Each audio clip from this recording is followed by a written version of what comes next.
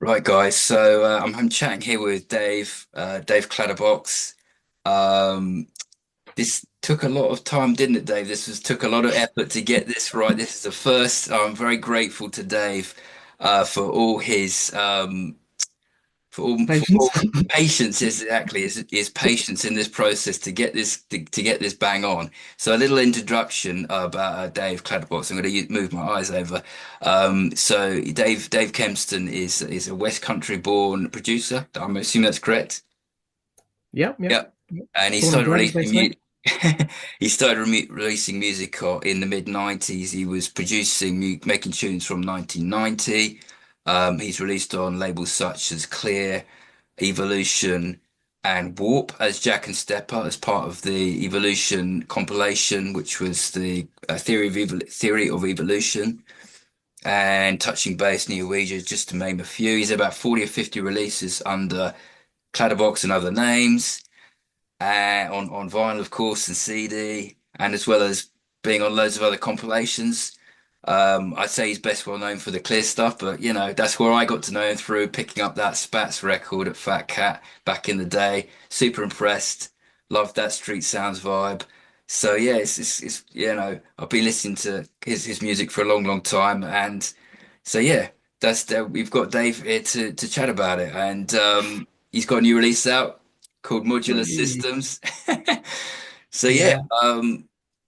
I'm just going to basically ask Dave a few questions, and he'll just let him talk. Just let him talk. So I'll just start with how did Clatterbox come about as a name? What was your inspiration, and what kind of gave you that kind of incentive to start making jams? Hmm. Well, the name was fairly random, to be honest. It came from a track name I did. Okay. I had a previous name to that, which Right, was right, really right, rubbish. right. Well, the name was I called myself Ecosystem. Okay, That was kind of okay. my first kind of name that I had when I was making like tapes and things. Right, right. Um, Was that and prompted by anyone? Yeah, I yeah. did a track called Clatterbox, just Okay, because sweet. it was quite a sort of percussive kind of track. So those are sort of clattery bits of beats and things. Yeah, yeah, And yeah. the box, I don't know what the box was. I was sort of thinking of like ghetto blasters and things like Yeah, that. yeah, And yeah. that's what it's kind of referring to. So it was the compound of those two sort of words, and I thought, oh, that's actually a better name. I'll use that. Yeah, definitely. That was it, really. More But kind of, yeah, that's why I was making music or whatever. yeah. Something prompted you at the time? Was that with other friends of yours making No, tunes, not or was really. it No, just like because I'm quite creative. I'm a creative person, so yeah, I need a sort of creative outlet. yeah, So I'm a graphic designer as well. So yeah, there was that kind of side, the visual side. But right, because I was just really into early electronic music, basically. So yeah, obviously the main sort of obvious thing being like craft work yeah, yeah, yeah. and like Jean-Michel Jarre and Right, right. all that kind of stuff, really. Yeah, And I was just so taken by it, and like Vangelis, obviously, and all that kind of stuff, because it was so, and things like Donna Summer, I Feel Love, that kind of thing. Anything like that that really stood out at the yeah, time yeah, when everything else was pretty ordinary. Really, it just stood out. yeah, Anything that sounded like it was made on a different planet or something. Do you know what I mean? It really stood out. yeah. So And when you started I making just like music, well, to, I started kind of making yeah, from, I think, as a lot of people did when there was no technology to be had. Really, you'd get a tape deck that had dual tapes, so you can record from one to the other, yeah, and you'd record bits off of the radio and stuff, right, and right, just right, I'd make loops, try to make sort of primitive loops for things that I wanted to try and make them extend right, them. right, Kind right. of how DJs were doing. They would extend the parts of a track they liked. Yeah, I was kind of started doing that yeah. for whatever Was it reason. just, did Um, you just do it by instinct, or did you think, oh, hang on, how do I do this Kind of, side? yeah. Because I was listening mainly to John Peel. That was my kind of Right. main radio source. Yeah. It was till he kind of passed. Really, I was still listening to Peel. But he'll come up later because he's quite an important figure for me. So I was listening to him and various other things on Radio One, I suppose. Um, and just yeah, mate. I don't know what I'm not quite sure why I actually felt I needed to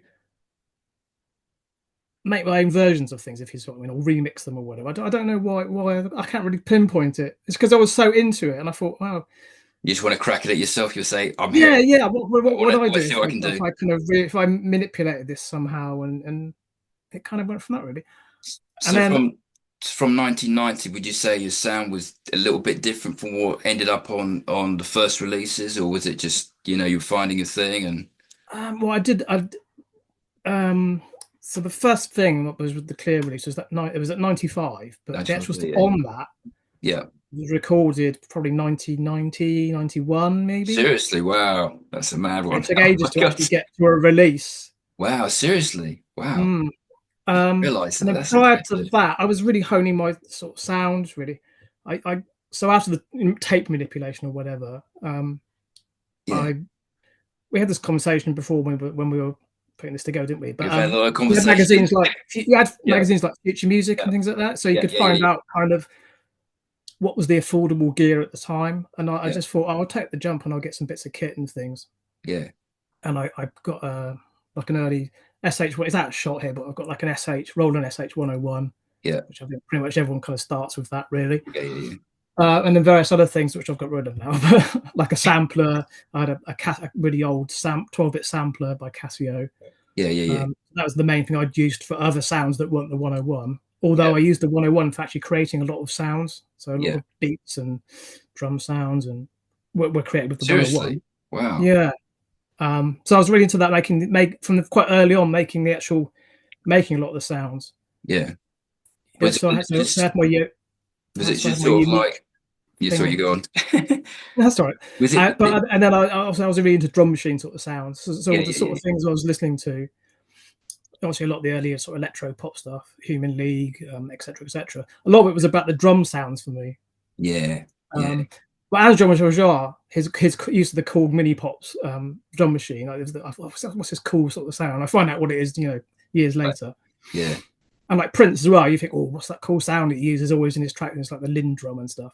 So all these sort of drum sounds I was really into. So I'd sample those. I had yeah, this yeah, huge yeah. CD library of drum samples and things. So I'd use Right. that, and that kind of became my tracks that I made. Gotcha, Um, gotcha.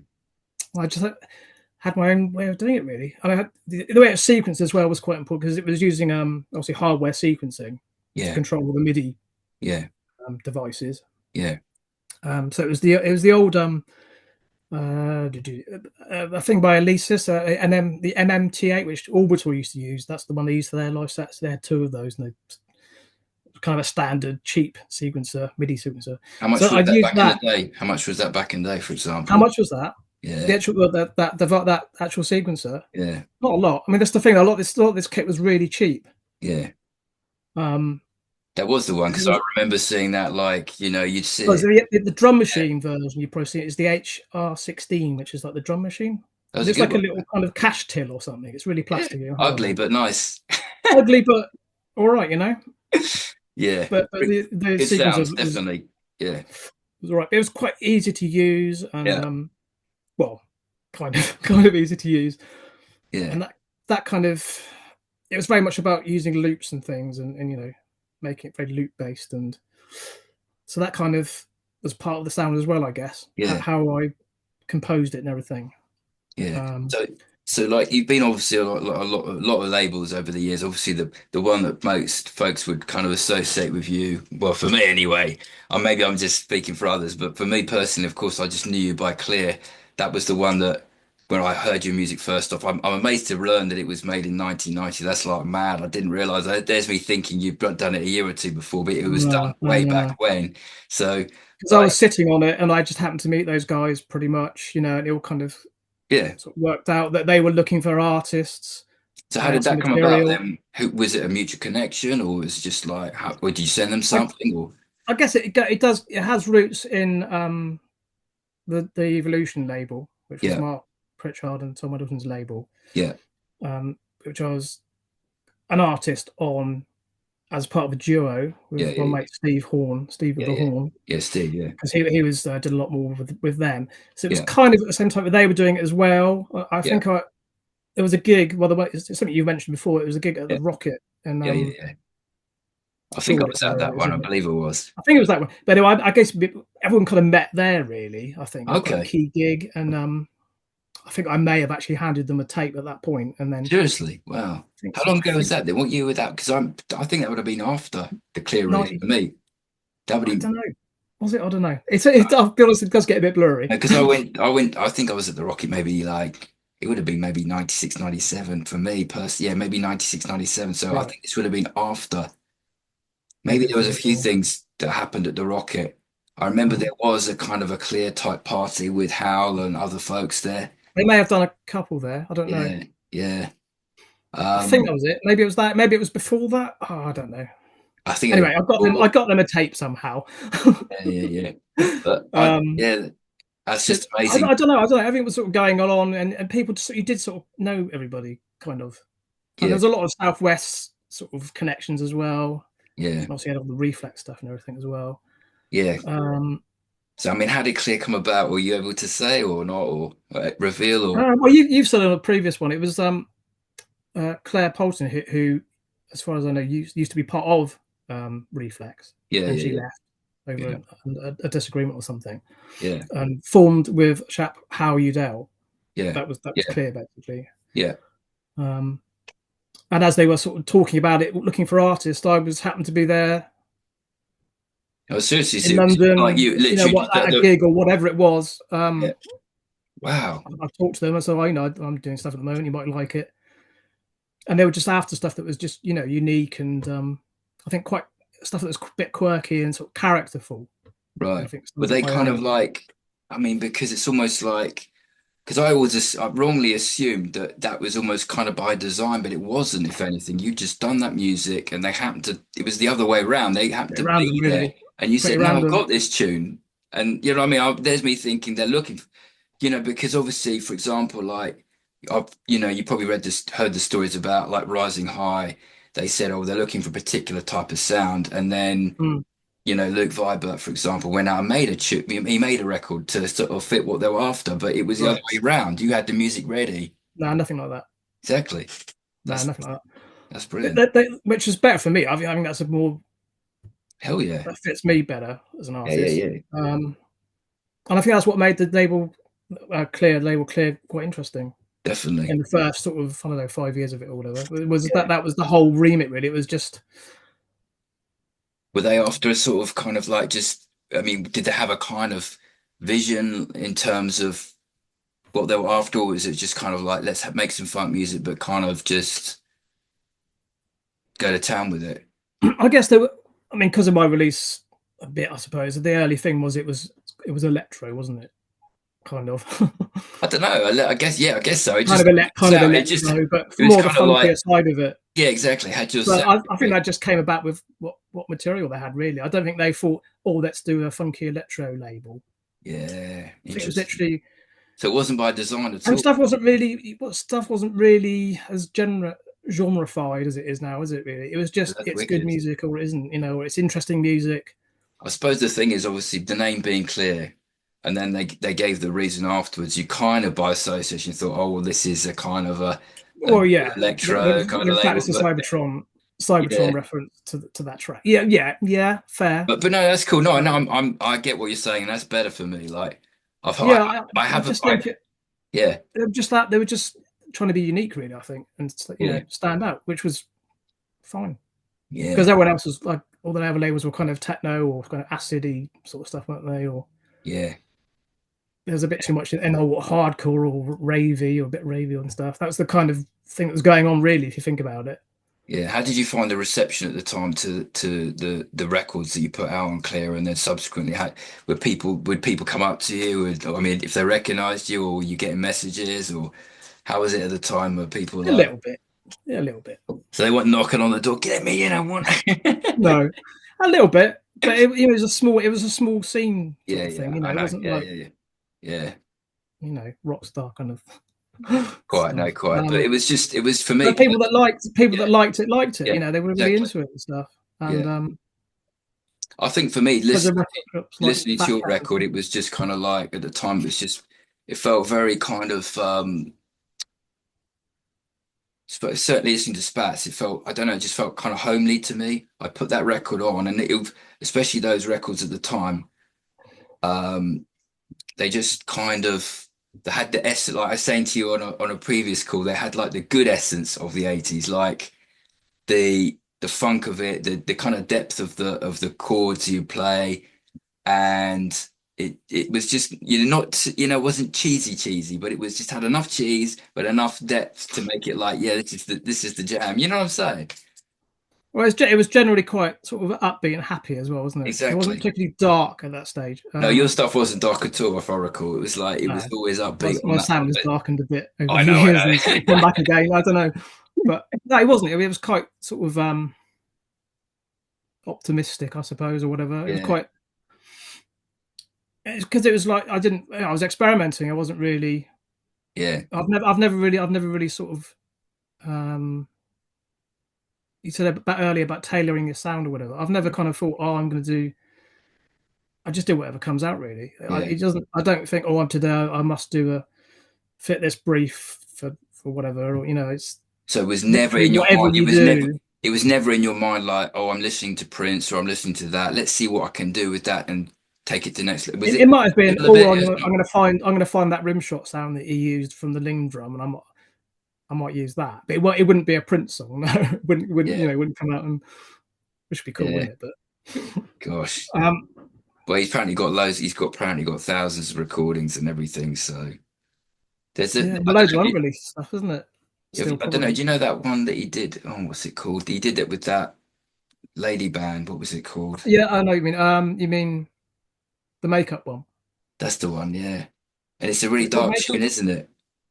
You know the Makeup? one I'm talking about? I think What's so. Makeup with something like that? I've heard thingy. that. What the band called? What are they called? I know the one. Yeah. Well, Divine Seven or something like that, something isn't it? like that. Yeah. But Something I like heard that. it the other day, and I was like, wow, did he You make look that it up on tune? It's YouTube. dark. That's wicked. Like almost like a Drexciya sort of track, isn't it? It is. A little That's bit. Is right. that the one It's you mean? yeah. Yeah, yeah. I'm like, what? With this ARP kind of bass line thing going on. That's right. It's got Yeah, the that's really good. Makeup, isn't it? It's called, I'm sure. something like that. Yeah. But you think, did Prince really I'm make that doing my tune? makeup and all that sort of stuff. But I've heard, there's the instrumental. There Is is it? an instrumental, yeah, I think, yeah, Yeah, yeah, yeah.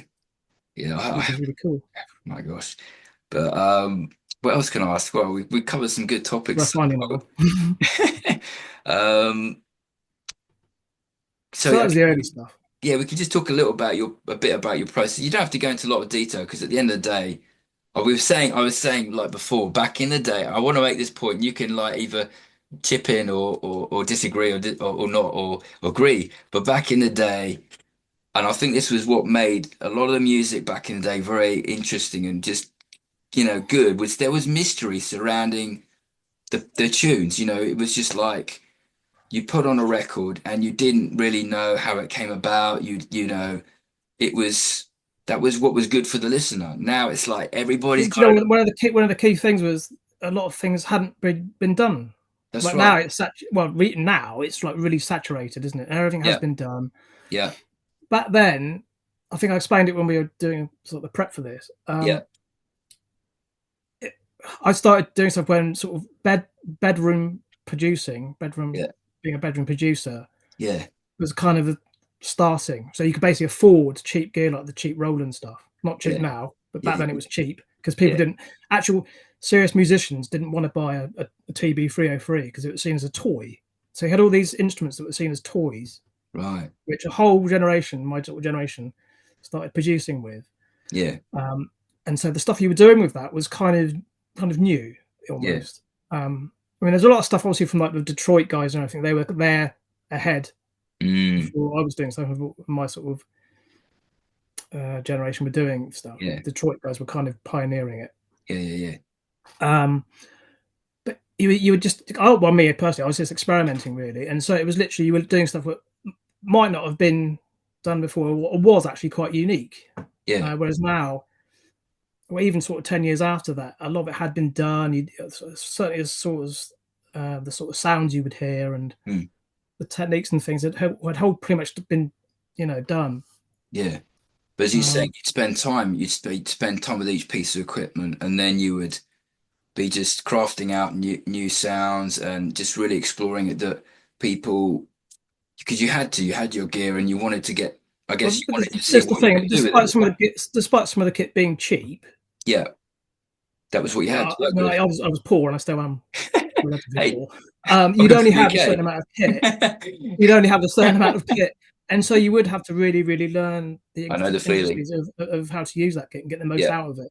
To yeah, the point of actually going beyond what it could do and cheating it somehow and using in ways that hadn't been thought about. You know what I mean? yeah, And yeah, not yeah, to the point of circuit bending it, but also that would be something that people would do a bit later on. They would actually circuit bend the yeah, kit as well yeah. to extend its what you could do with it. Shelf life and everything. Yeah. Yeah, yeah. Or did they then again to do things that hadn't been heard because of You make literally. notes. You said you would make notes and stuff like on the patches and all this. Like I know what it's like, but yeah, Yeah, yeah. So like a synth like the 101 has no memory for yeah, any patch. So you'd have like a patch sheet which you'd write down all the positions of the sliders, or some synths you could lay it over the actual synth as a piece of paper and then draw the things like that. And that's how you'd save it. And you have a folder of all your sounds that you right. could recall by going back to this So you have your like diagram. track, Clatterbox Yeah, track, or whatever it is, or spat. yeah. I've Yeah. still got a few. I think lying around somewhere, but That's and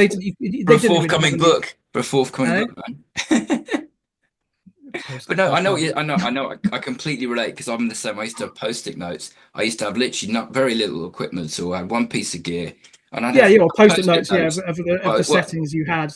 And then when you lost those post-it, well, if you lost one that you were working on, you'd be like, where is that post-it note? Oh my Well, gosh! and obviously, when I was working with a like a 16-track mixer as well, you'd have to make notes or something Yeah, because once you'd done, you can only work on one track at a time. yeah, yeah. Did you kind of find your? Did you say to yourself, "Well, I've got to get this tune done," or is it just like you'd have a Yeah, a bunch? little bit, yeah, because you want to move on to the next one a bit. You do it, and you kind of do it, and then work Yeah, it. And it'd be quite a quick though. It would be quite a quick process because it was, because it's hands on. yeah. And were you doing Um, stuff by kind of musical, just by ear, or did you have a musical kind of background? Were you just like, no, no, I haven't got a musical background. I can't wow, read music. I can't read. I can't read music. genius! Um, I'm jealous. no, I can't read music. Yeah, it's more of a, Oh wow, I don't know what is it. Is it a lot of, especially sort of my early stuff was more beat based anyway. So it was more about beats and rhythm and groove and things like that. but you nailed it, man. You nailed it. That's what I'm saying. You nailed it. It's like when I hear Oh, those thanks, man. tunes, I'm like, wow, And I think the it weaker came parts from of it above, is, man. yeah, the weaker parts for me is the musical part of it. But Yeah, I like yeah, to kind of get to yeah, grips with that as well. But yeah, I mean, anyone can, to some extent, put harmonies together and things like that. And it yeah, is by ear, like you say, it's kind of by ear. yeah. Um, if it's something's out really badly out of tune, you know, don't you? Unless you're Unless you're intentionally doing working something really late at night. that's like that. You've probably had that where you're working really late at night and you come back to it in the morning and think, well, hang on a minute, what was that? What the hell What is was this that? rubbish? Yeah, I've done that fair times, yeah, man. Um, You can do if you listen to a track all the time, I do continue, anyway. continue, continue. Yeah. You get drawn to it. What else can we say? What else can we ask? I think we've covered some good topics, definitely. I guess, well, so obviously you just kind of talked about the music from the early days and stuff like that. So, I mean, you talked about your inspirations. Then, so you've got this new release, which is modular systems. What would you say your kind of what was the motivation like that? Because you've done a lot of you put out a lot of releases since the clear days. There's been a lot of stuff, and obviously you've got some much moodier, darker stuff, which is kind of on a different tip since then from those early jams and stuff like that. So Mm. what's kind of like what was your kind of push to in just in general now? What's your kind of your psyche? Is it just obviously keep pushing the envelope, I guess, and Yeah, yeah, pushing yourself. yeah, If you're pushing yourself, what you do, and just to keep it interesting, sort of yeah. challenging yourself. I mean, the last thing I did, so from about, I have to consult my own things. I don't know. From around sort of, I don't know, 2010 Yeah, maybe. yeah, Um, I kind of started self-releasing via Bandcamp. yeah, yeah. I need to buy those recordings instantly. Um, Yeah, so a casual thing with a label if they wanted to put an EP or something. yeah, but it was more about doing my own publishing basically and just putting my own stuff out via Yeah. Bandcamp. I think it was 2010 or around, I don't know, something like Yeah. that. So yeah, that was just basically do what I want really, because I'm releasing it myself and Yeah. just going whatever direction I want to go in. And on the And so latest one. I suppose the main around that time, I don't know, early mid 2000s or whatever, I kind of went Yeah. to this thing here. If you can see that, it's Yeah. iMac, Yeah. Yeah. the Yeah. old D3 iMac. I got there because I need to get some stems off it and stuff. But I Yeah. basically went to that from hardware, Yeah. and I suppose it did change my sound a bit. I went more sort of back to electro roots, and When you say electro, were you kind of when you say electro, you're talking about more kind of harder electro, or you just yeah, definitely. But with that kind of craft worky kind of vibe to it, yeah, but a bit more distorted, a bit more sort of compressed, a bit more industrial. If you know yeah, what I mean? Drexciya, Um, maybe a little I bit. just went in that direction for whatever reason, Yeah, and quite liked it. at least like for my ears, like I was listening to those tunes and I was thinking, well, at least you weren't. Like, there's a lot of folks out there just aping Drexciya's style, for example.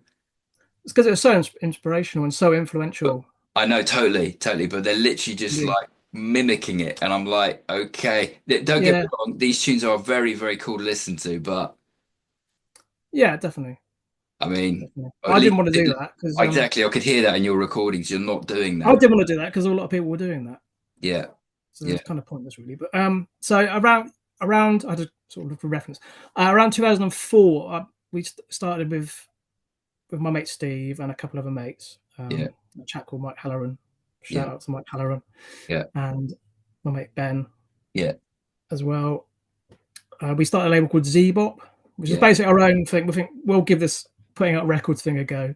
yeah, And we did a couple physical releases, free physical releases. yeah. And the thing is, at the end of that, it was vinyl was kind of really just dying off, really. And It was Bandcamp was like tough. was the growing thing, really. So we went that direction, really, because it's so Yeah, expensive to put your own records and things. But so we did that. And it was, it was nice. And the actual work I put on there was just kind of harder stuff, really.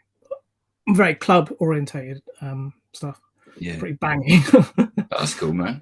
um, so that was that. So I went for a bit of a period of that, and then, like I said, I was doing my own albums really and just releasing them digitally. Yeah, And so I sort of continued with that kind of vibe a bit harder edged yeah. So kind of stuff. with the last one, you were just kind of saying your inspiration was from previous chat. You were saying your kind of inspiration was like older electronic records, more obscure stuff Well, like yeah, I mean, Tangerine going right and up, but the last sort of few albums I've done, I've tried to be at that you saying about push the envelope and stuff. I've tried yeah, to be more experimental and I'm sort of moved away a little bit from that harder electro sound a little bit. I've yeah, still got that in there because it's in my roots really. yeah, I yeah. don't think I can totally get rid of it. I know. Um, I've tried to, yeah, and sort of being a bit more musical as well. But going back to that musical thing, I quite actually like making um, things with like interesting harmonies and the more the How do, emotive side of it, how if do you know what you I mean. let me like when you, for example, hear something like what Aphex does with his stuff, where it's completely like I don't know what they call it, but some where the pitches are going really The all. Is that atonal what they stuff. call it? I don't know what they. You know what I'm You've saying? got kind of weird harmonies that are basically clashing on each other and stuff, but Yeah. it still I mean, sounds. I think within I think context, Les Dawson when he's doing his piano ridiculous. or No. just going to the local school and listening to the children sing.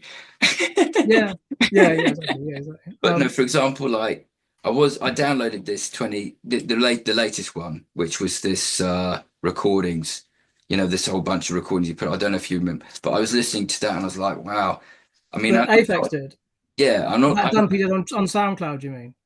No, so it's a bunch of recordings that were just released as was WAVs. There were exclusive records that came out when he put them on festivals. But I was listening to them the other day and I was like.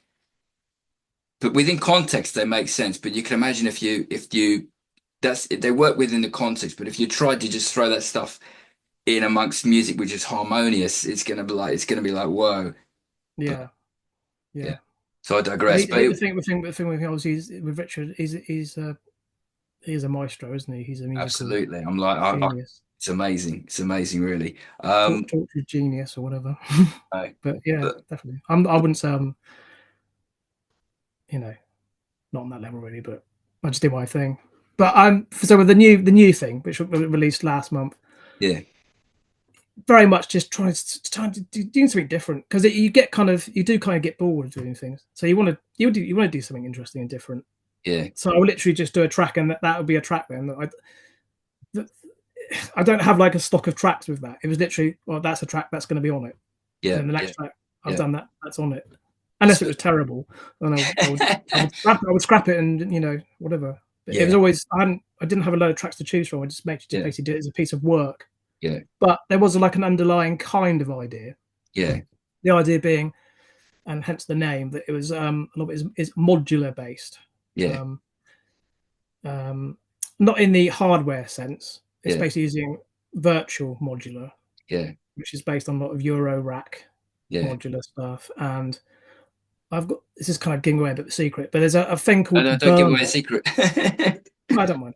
There's a thing called Burner which you can look up, which is Yeah, basically an emulation of yeah. 50s test equipment. Wow. So Yeah, oscillators and things like that. So if you're using things like that, so you basically got really the purest sort of analog sound sources that existed yeah, before before synthesizers. So that's just like yeah. pre-Moog synthesizers, Wow. just oscillators and things. But they were used as kind of radio test equipment and things like that. Yeah, yeah, So it is like literally the purest sounds you can get, and the distortions and things are very um, primitive, I suppose. But they've got a real purity to them, and so you can kind of get that with some software wow. if you look for the certain things that do that. So I've been very much going in that kind of that sort of direction, Yeah. keeping things as what's the word, as vintage as possible, I guess, and kind of having that warmth and everything in the But like sound. you got And your vintage behind you, haven't you, which you showed me earlier, your yeah, Yamaha, I'm not going was to it? veil that again. I'm not going to veil that again. But yeah, Yeah, I've got an so old synth there, which is interesting, yeah. but I don't want people Unfortunately, doing all these things. this Zoom this week before we end, me and Dave were just trying to resolve because this is the first one what the best software was to use, and we were left with this Yeah, Zoom thing, and it's so basically Zoom. yeah, Zoom is so your choice. we tried everything under the sun, but now literally under the sun from our friends over there, we had to use Zoom. So, but yeah, It's so to work, doesn't it? It's to work. it says we got like 2 minutes left, but yeah, it's been wicked chatting to Dave, and We can do a second part or whatever. It's up to you. yeah, we could do a second part. Why not? Why not? Um, do we do a second part? What do you think? Because Yeah, well, we're hitting 40, isn't it? yeah. Well, they can edit if you want. You can edit Yeah. from both of them, or it's up to you. Uh, okay. We're a little bit of an out, are we? Where is she, lady? Where is she? Which? Well, gosh, falling on my words. Just before we end, then, so what would you say briefly? Like, is the kind of the future for Clatterbox? Like, would you say?